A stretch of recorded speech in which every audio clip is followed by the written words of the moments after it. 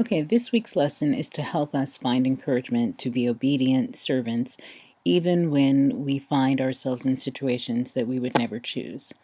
The Bible is full of stories about people of God who have been in adverse circumstances.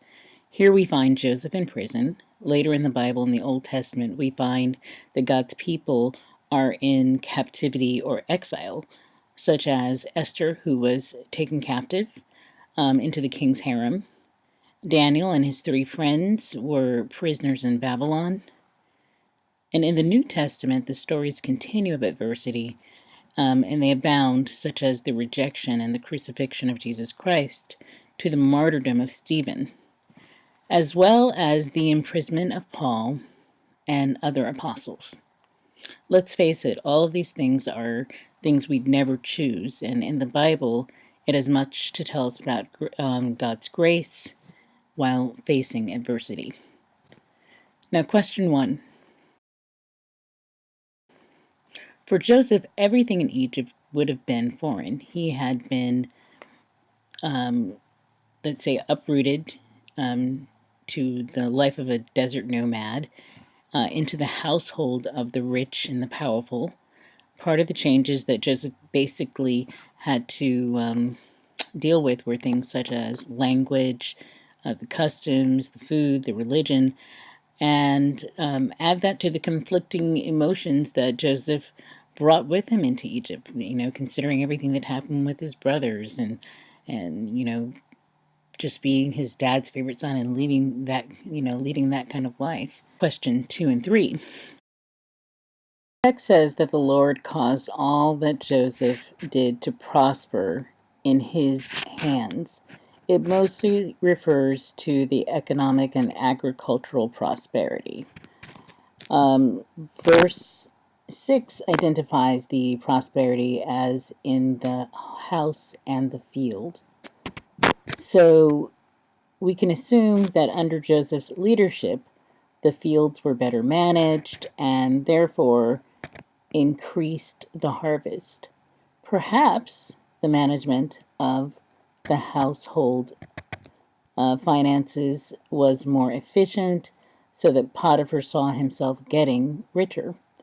And if there were livestock, the prosperity would have been measured both by the reproduction rates and by the output of things like milk, wood, or meat.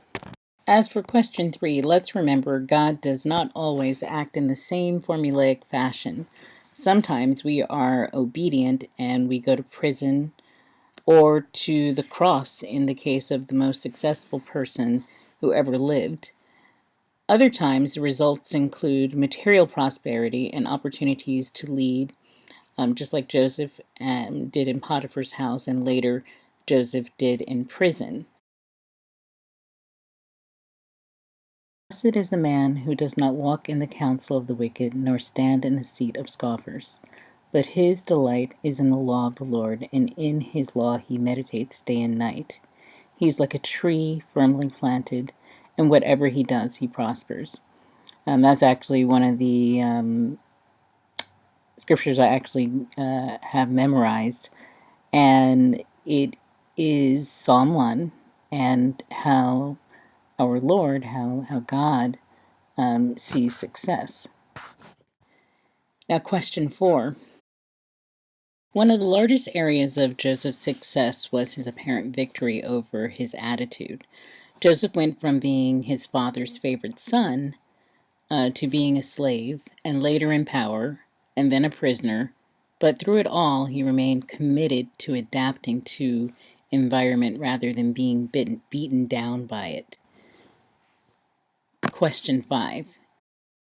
In prison, Joseph distinguished himself as he did when he was a slave in Potiphar's house. His character stood out above the other people around him, and his master noticed. There was something in his countenance or his attitude or his demeanor in doing undesirable tasks that set him apart and led the masters to conclude that this was a special young man. In both situations, the master promoted Joseph to being his executive director of all of his affairs. In Genesis 39:5, it notes that Joseph was the overseer of Potiphar's house, in charge of everything. Genesis 39:6. In the prison, Joseph became the caretaker of all prisoners. Genesis 39:22. And the one who ran the prison. These promotions foreshadow Joseph's ultimate destiny because the language will be repeated when Joseph gets promoted to the service of Pharaoh and is put in charge of all of Egypt. Question 6. This is a speculative question, but it must be noted that this is a royal prison. Genesis 39:20. The Egyptian equivalent of our prisons for white-collar crimes. Joseph's distinguishing service could have included leading the other prisoners in their assigned task, keeping the prisoners clean, or lifting the sagging morale of the prisoners. The word care in Genesis 39:22 could imply that Joseph became the chaplain or the pastor of the prison, a role that will be evident when he cares for the cupbearer and the baker in Genesis 40.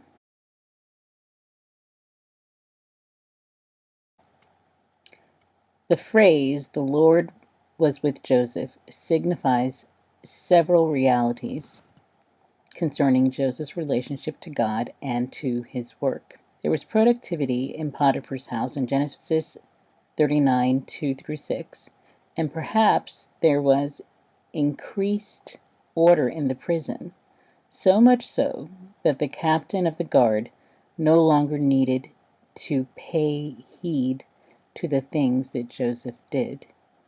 Genesis 39:21 and 23.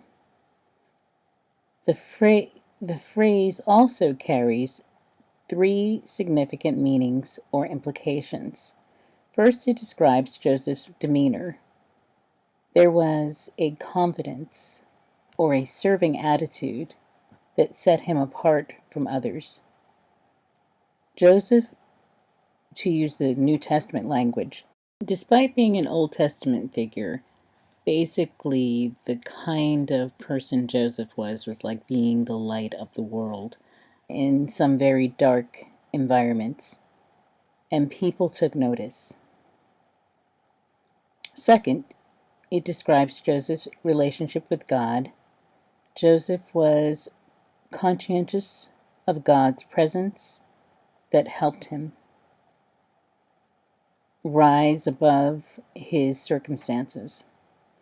This awareness of living vital relationships before the presence of God is what gave him strength to resist temptations of Potiphar's wife. Genesis 3:9. Another thing to refer to is that Joseph, when he is in that situation with Potiphar's wife, he says, "My God sees," whereas she is taking her clothing and she's wrapping it over the face of a false god. But again, he stands up and says, "My God sees." So he's always aware of God's presence, and it never acts like God is never around. Finally, the phrase, "the Lord was with Joseph," describes something supernatural. The Spirit of God was on Joseph, and as a result, he was living out his life with God's power, enabling him to rise to each new challenge.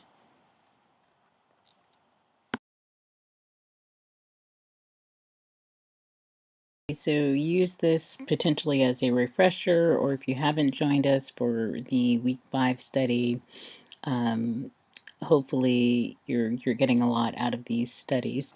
And I'm sorry, and maybe it's not a bad thing, that they have gotten progressively longer, but the content seems to be getting longer and longer in these answer reviews. So question 10 is not going to be a direct answer for you, but I'm going to share a story that they have in the answer key, and hopefully it will help you with making sense of your answer for question 10. So it's the story of Viktor Franklin, okay? And Viktor Franklin became a famous psychiatrist as a result of his studies of fellow prisoners in a Nazi concentration camp during World War II. He studied why some died and others survived, and he arrived at one basic theme: attitude. He wrote of those that walked through the concentration camp huts, comforting others, giving away their last piece of bread.